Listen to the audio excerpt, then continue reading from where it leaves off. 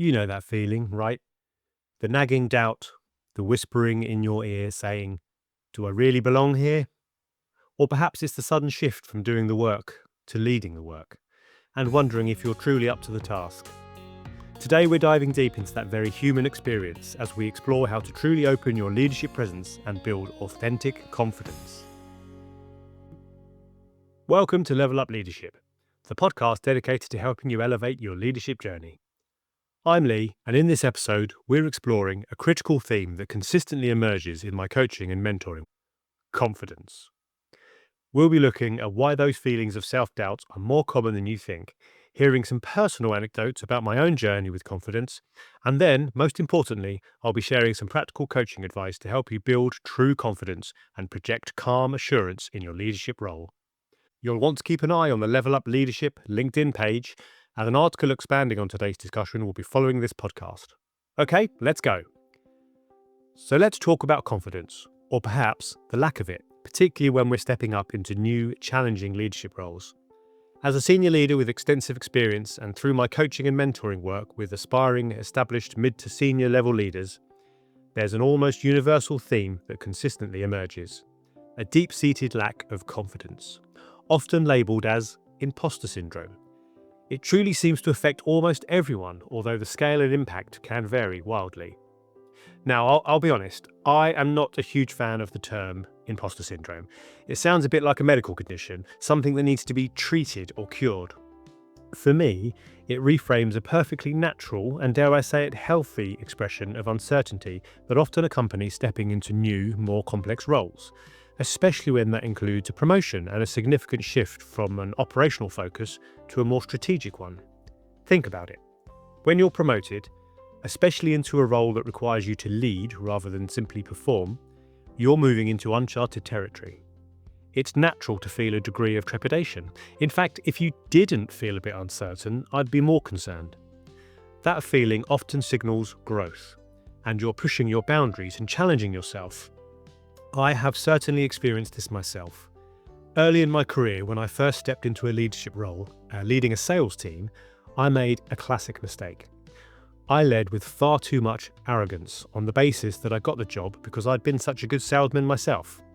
I completely alienated the team because of that, and instead of leading, I found myself filling the gaps of their performance by dipping down and doing what I knew best, which was to sell. I probably appeared far more confident than I was because of that veneer of arrogance, but I was actually very nervous because I wasn't leading at all. I wasn't empowering my team, I was just doing their work for them. Another vivid memory comes from my first experience of delivering a training event. I'd been watching and learning from a very experienced trainer who had been mentoring me, and I ended up trying to emulate him. I essentially copied all of his little stories and blasted through 2 days of workshop material in about half a day.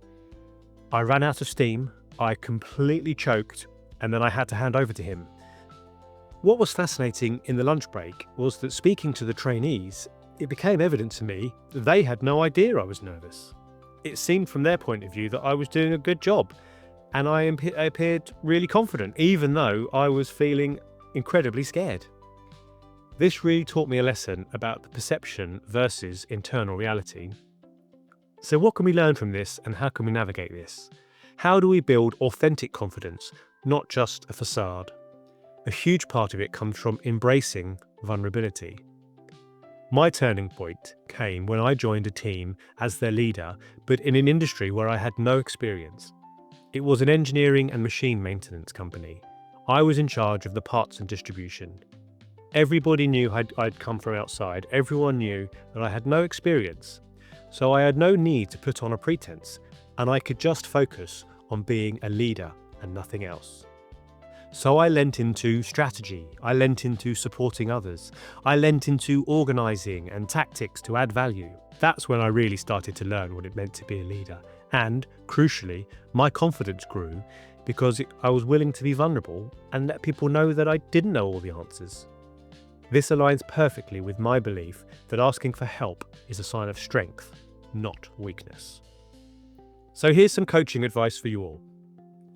Reframe uncertainty as growth. Instead of viewing those feelings of self-doubt as a deficit, See them as a signal that you're stretching yourself, learning and developing. It means you're outside your comfort zone, which is exactly where growth happens. Embrace vulnerability. It's not about parading your insecurities, but about being authentic.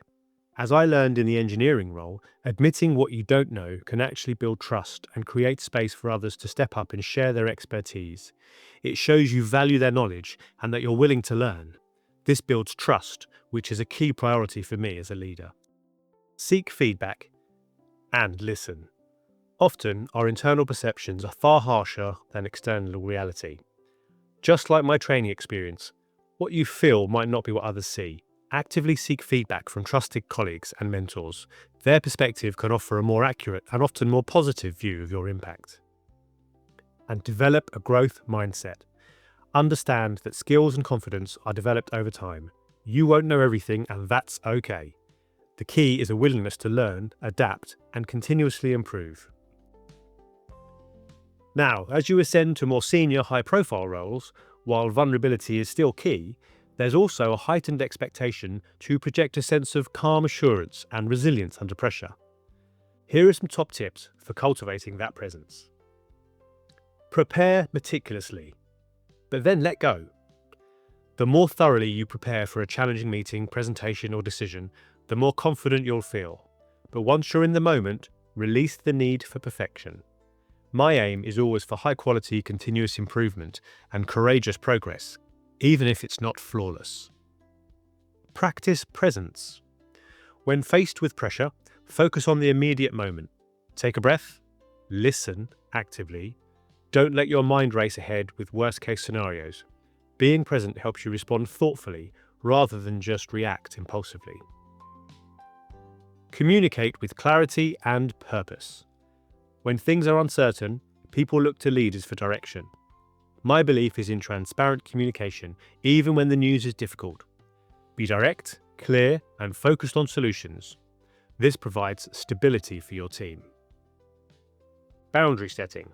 Learn to say no or delegate effectively. Overwhelm erodes confidence. My belief is in the power of focus and not trying to do everything.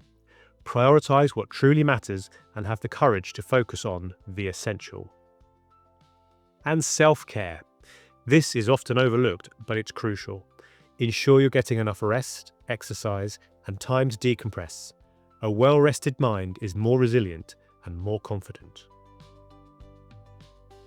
True confidence in leadership isn't about knowing all the answers or never feeling a moment of doubt. It's about having the courage to be vulnerable, to continuously learn, and to lead with authenticity, even when you're stepping into the unknown. It's about empowering your people and building trust, which are two of my non-negotiable priorities as a leader. As you reflect on your own leadership journey, what's one area where embracing a little more vulnerability might actually unlock greater confidence for you? Don't forget to follow LevelUp Leadership wherever you get your podcasts, so you never miss an episode designed to help you elevate your leadership journey. And share this episode with someone who you think needs to hear it. Until next time, keep leading, keep learning, and keep leveling up.